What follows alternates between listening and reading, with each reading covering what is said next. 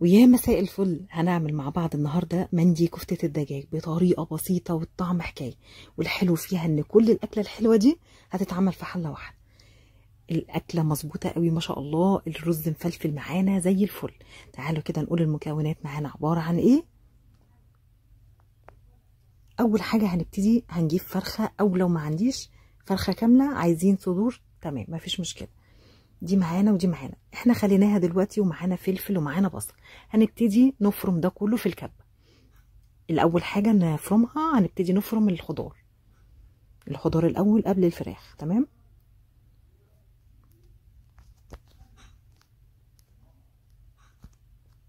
البصل والفلفل مع بعض، واحدة كبيرة من البصلة وواحدة كبيرة من الفلفل، ونبتدي نفرمهم حلو جدا مع بعض. نفرمهم ناعم، مش عايزينهم يبقوا خشنين عشان عايزين شوية السوائل اللي بتبقى موجودة فيها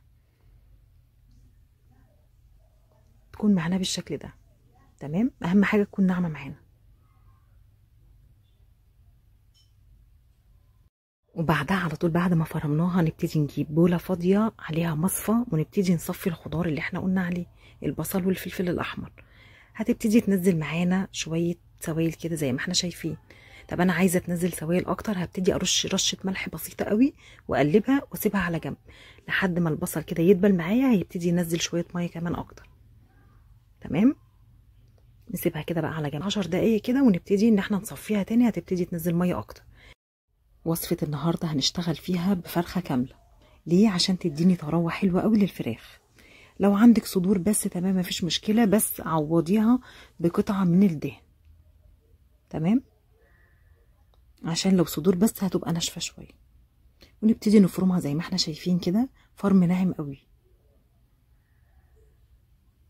وننزلها في البولة زي ما احنا شايفين كده، واكمل باقي الكمية وتتفرم معانا بالشكل ده. تمام. الفرخة اللي معايا حوالي كيلو 200. وده كده الخضار معانا بعد ما صفيناه حلو قوي، ودي الميه اللي نزلت منها. طبعا مش هنرمي الميه خالص، هنسيبها على جنب لحد ما اقول لكم هنعمل بيها ايه. ونبتدي ننزل بالفلفل الاحمر والبصل، وتاكدي حلو قوي ان ما يبقاش فيها سوائل خالص. وبعدها على طول كام عود كده من البقدونس مفرومين ناعم حلو قوي. ومعانا معلقتين كبار من البقسماط، معلقه صغيره من الكاري، حبهان بودر جوز الطيب، السبع بهارات، رشه من كل حاجه كده بسيطه، وملح وفلفل معانا. تمام. هنبتدي ننزل بالبهارات اللي معانا، معلقه صغيره من الكاري ومعلقتين كبار من البقسماط. ايه لازمه البقسماط؟ عشان لو في اي سوائل او اي حاجه تبتدي تمتصها وما تفكش مننا. بعدين نبتدي ننزل بالملح والفلفل. مفيهاش حاجه صعبه خالص لحد دلوقتي. تمام. ونبتدي نقلبها حلو جدا زي ما احنا شايفين كده. تمام. ناقصنا حاجه بسيطه، نص معلقه بيكنج باودر عشان تدينا هشاشه فيها كده وما تبقاش مكتومه. نص معلقه صغيره، ما تكتروش عن كده. وقلبي حلو قوي. معانا ميه البصل وميه الفلفل، هننزل عليها شويه زيت، زيت عادي او زيت زيتون مفيش مشكله خالص. تمام. حوالي معلقتين كبار. وبعدها نبتدي نجيب صينيه او طبق، نبتدي ننزل فيها معلقه صغيره من الزيت ونوزعها بالشكل ده عشان لما نحط الكفته عليها ما تلزقش. وبعدها نبتدي نجيب عود خشبي زي ما احنا شايفين كده. ما عنديش اجيب اللي هو السيخ بتاع الشوي العادي خالص او بتاع الشيش طاووق، وابتدي ادهن العود اللي معايا بالسوائل بالشكل ده عشان العجينه معانا ما تلزقش. وبعدها ابتدي اخد قطعه من الفراخ زي ما احنا شايفينها كده، واشكلها على شكل صبع كفته. بس ظبطي شغلك كده وخليه مظبوط، وجمدي عليه حلو قوي من تحت ومن فوق. تمام. وساوي شغلك كده عشان يبقى شكله حلو. وده بيكون شكلها. وابتدي اسحب العود الخشبي زي ما احنا شايفين كده، هنلاقيها مفرغه من فوق ومن تحت، ونرصها في الطبق. ناخد قطعه كمان ونبتدي ان احنا ندخل العود الخشبي فيها ونسويها كده بالشكل ده، ونسحب العود. سهله. اخر واحده نعملها مع بعض، وهبتدي ان انا اخلص الكميه كلها وارجع لكم. تمام. وده كده بيكون شكلها. هخلص الكميه كلها بنفس الشكل ده. ده كده الكميه كده خلصت معانا وزي الفل. تمام كده، الميه معانا زي ما هي ومش هنرميها. هنبتدي نجيب بقى طاسه على النار، ونبتدي ننزل بشويه زيت وقطعه زبده زي ما احنا شايفينها كده، يعني حوالي معلقتين زيت ومعلقه زبده. يا دوب تسخن معانا شويه، ما تخليهاش سخنه قوي، ونبتدي ننزل بالكفته معانا. انا عايزه اديها تشميعه حلوه كده او لون حلو. انا عارفه ان هي كده كده مش هتستوي بالشكل ده، طبعا هي لسه نيه من جواها. انا عايزه بس التشميعه اللي احنا شايفينها دي. تمام، يعني مجرد بس ان هي تاخد لون مش اكتر. وقلبيها وخلي النار تبقى وسط معاكي، ما تعليهاش قوي عشان ما تتحرقش منك. وكده خلصنا الكميه كلها بالشكل ده. يلا بقى نعمل شويه رز مبهرين تحفه. هنبتدي ننزل بمعلقتين زيت وقطعه زبده، وننزل بشويه بهارات كده صحيحه، عباره عن كزبره، قرنفل، قرفه، ورق لورا. القرفه معانا عيدان زي ما احنا شايفينها كده، وحبهان ولومي. واديها التشويحه الحلوه كده عشان تبقى ريحتها طالعه.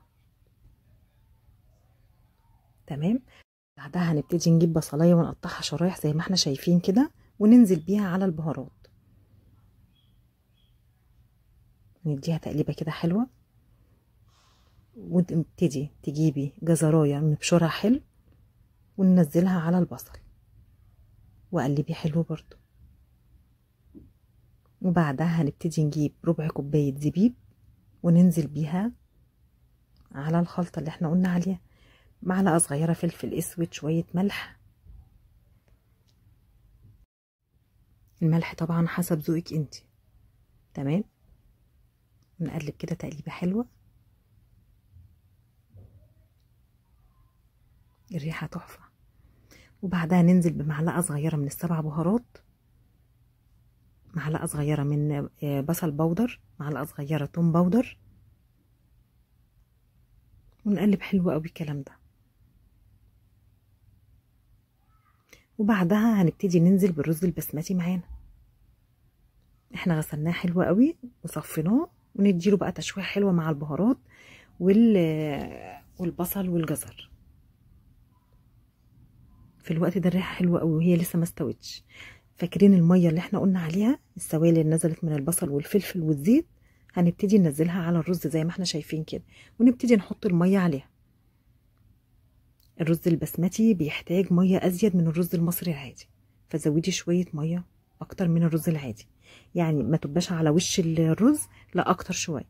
هنبتدي نغطيها ونسيبها لحد لما الميه تتشرب معانا بس. يعني الوش كده افتحه ما لاقيش فيه ميه خالص من على الوش زي ما احنا شايفين كده. هنبتدي نعمل ايه؟ هنبتدي نجيب الكفته اللي احنا حمرناها ونبتدي نرصها بالشكل ده عشان نكمل سواها. تمام، زي ما احنا شايفين كده رصيناها رصه حلوه، ونبتدي نغطيها ونهدي النار قوي عليها، ما تعليش النار، ونسيبها تستوي حوالي ربع ساعه. تعالوا كده نشوفها. كده الرز استوى معانا وبقى زي الفل. هنبتدي ان احنا نرحل بس الكفته كده على جنب، هوريكم هنعمل ايه. عايزين فراغ كده في النص، نبتدي نجيب طبق صغير ونحط فيه فحم وشوية زيت ونغطي كده. الكفتة معانا اتشوت بريحة تحفة، الرز معانا اتبهر حلو قوي، الأكلة مظبوطة ما شاء الله. نستنى عليها لحد لما الدخانة دي خالص تروح. كده ابتدت تروح خالص، نبتدي نشيل بقى الكفتة زي ما احنا شايفين كده. الرز طالع معانا ما شاء الله مفلفل ومتبهر حلو قوي زي ما احنا شايفين كده.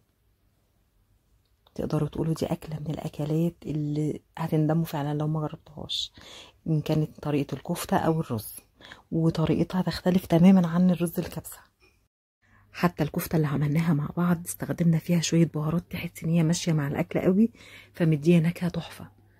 اتمنى تجربوها وصحة وعافية للي يجربها. اتمنى اللي لسه مشتركش في القناة يشترك ويفعل زر الجرس عشان يوصل لكم كل جديد. اتمنى تجربوها بجد لانها حلوة قوي، هتعجبكم جدا. سلام.